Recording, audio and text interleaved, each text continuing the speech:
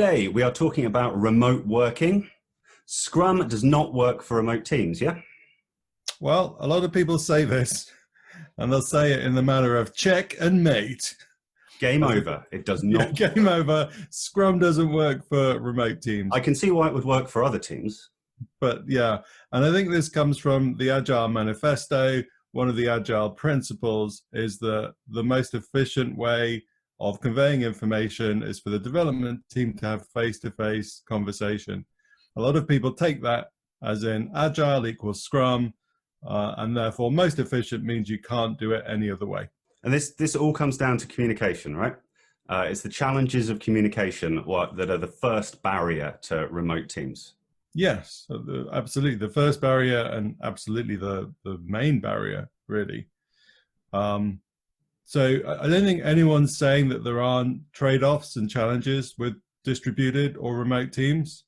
But as technology has progressed and we've got more and more tools available to solve these problems, I think it's just become much less of a problem than it used to be almost 2 decades ago. Scrum does work for remote teams. It's simply a different problem for the teams to solve, this problem that they work in a slightly different way now. How the teams work together has always been a problem for Scrum teams to solve, and this is no different. Remote doesn't change any of that. I don't know whether this argument's moot, because a lot of people who were maybe saying that teams couldn't work remotely have now been forced to confront the issue that they've had to work remotely, and it's worked, basically. It's uncomfortable. Doing new stuff for teams is always uncomfortable. The Scrum Master can help the team by encouraging them to try new stuff. And this video calling and all of that stuff is uncomfortable the first few times you try it. But like anything else, the more teams do it, the easier it gets. And that's exactly been my experience. I didn't particularly like it. I didn't think it was going to be as good. I wasn't looking forward to it. And then having done it for a few weeks and months as I have now, it feels very, very familiar to me. It feels like I'm in the room with my team. In a lot of ways, Scrum is the best way of working for remote teams. Any other approach doesn't seem like it's going to have the advantages that Scrum has for working. Why is Scrum a great fit for remote teams, do we think? I think that's a really good point, because if you're comparing it with more traditional teams, which are man-managed or micromanaged, that's a lot more difficult when you're distributed. Whereas Scrum teams, by definition, have a very clear understanding of the vision for the product they're developing. And they've got a very clear understanding of the sprint goal that they're working on. So they're much more empowered to be able to work individually and solve problems on their own without continually coming back to management. And if they're focused, a good Scrum Master will help their team to focus on the Scrum values. Now, if they're focused on the Scrum value of courage, focus, commitment to the sprint goal, those kind of things, that allows teams to self-organize better and solve their own problems. When they are distributed, they can work autonomously, but together with a common mindset. Exactly that. Development teams, Scrum teams are trained to solving problems. So working remotely is just one more problem for them to solve and optimize and find the best way of making it work for them. They're used to collaborating. They're used to collaborating as a team and finding ways of collaborating with the stakeholders. You took the words out of my mouth. Collaboration.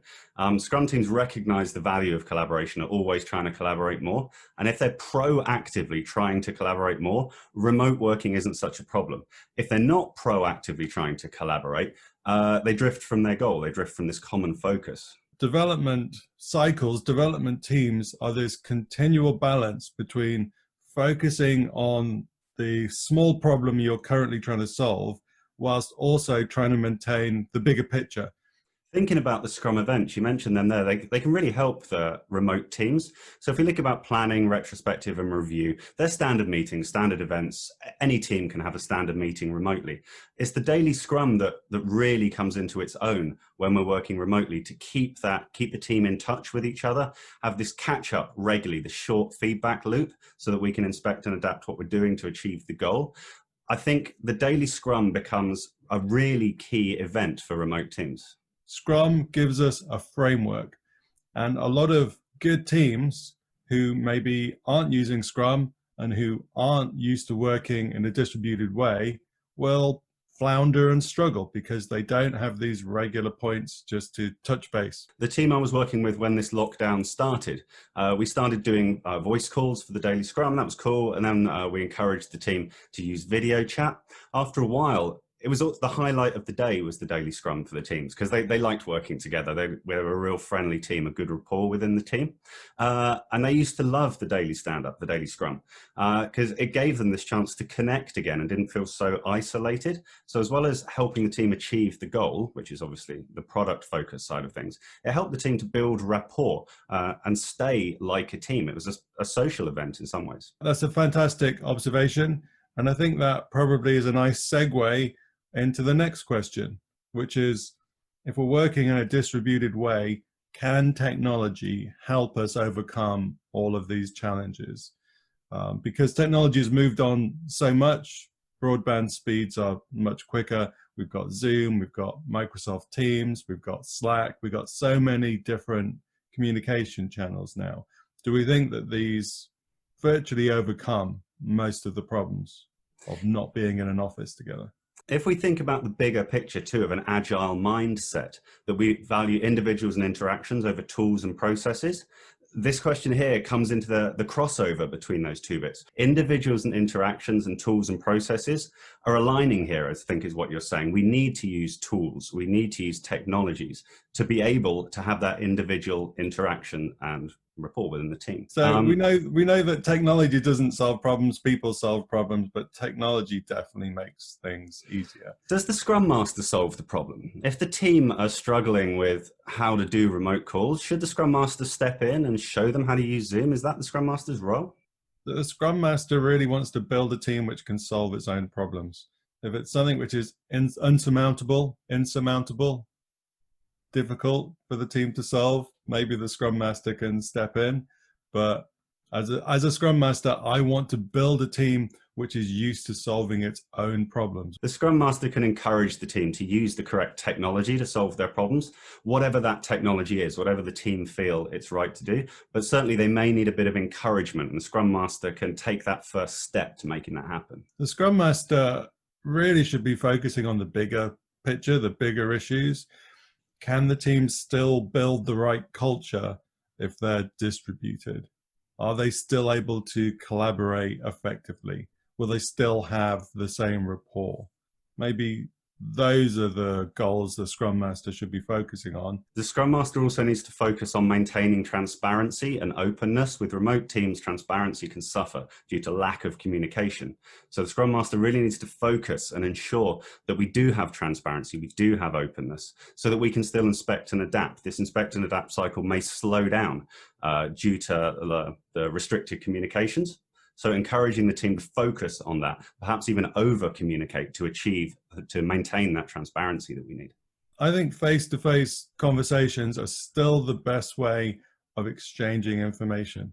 But the great thing is we can have face-to-face conversations now without being in the same room. That's such a good point. This is a face-to-face conversation right now. We're not in the same room, but it's still face-to-face. It doesn't mean physically the face is there. It's simply yeah. Mind blown. We can still have face-to-face conversations. Jess Sutherland's got a great quote about this. He says that distributed teams can be effective so long as they have this quantum entanglement. In other words, whatever one team member does, as long as the rest of the team are immediately aware of it, one way or another, then they're just as effective as a team which is co-located. It makes sense. The team know what the rest of the team are doing, even if they're not physically there in the same places, basically, and react and respond accordingly. Absolutely. So for those who aren't familiar with quantum physics, quantum entangled particles are instantly aware and responsive to the state of the other particle, regardless of distance. Scrum fact. Scrum fact. That's really good. Really good. So I participated in a really interesting experiment with one of the other PSTs, Simon Bourke. He set up a Minecraft session for a lot of the Scrum trainers. And we tried running Minecraft as a Scrum sprint. And it was only at the end of our second sprint that we realized that one of our team members had fallen into a Minecraft pond and had drowned right at the start of the sprint. and we were all so overwhelmed by the technology that we didn't know. And that maybe is a great analogy for the challenges of working with remote distributed technology. One of your teammates could be drowning with the challenges they're facing, and you just won't be aware. If that trust has sort of degraded, they wouldn't have that courage to ask for help, and they'll just drown in their pond. And we're back to trust and courage. It's not a technology issue. It's a culture. It's a culture thing.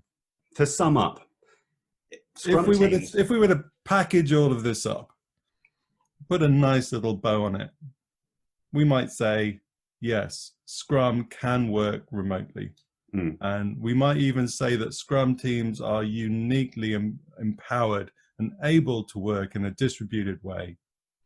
But there are challenges. You need to be aware of these challenges, but these challenges will be solved by the people, by your team. Because good Scrum teams are aware of the value of transparency, empiricism, courage, commitment, and focus, they've got all the tools they need to work remotely. Working remotely is simply another problem for them to solve in the same way they solve all of their other problems. Scrum Chat. Scrum Chat.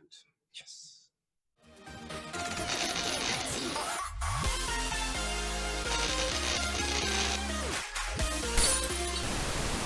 So I start every sentence with so. I edit out the word so many times. I'm like, so, edit, so, edit. You should do a special, so, edit.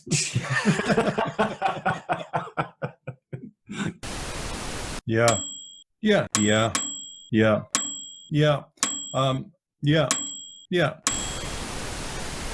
One of our team did fall into this pond and drown.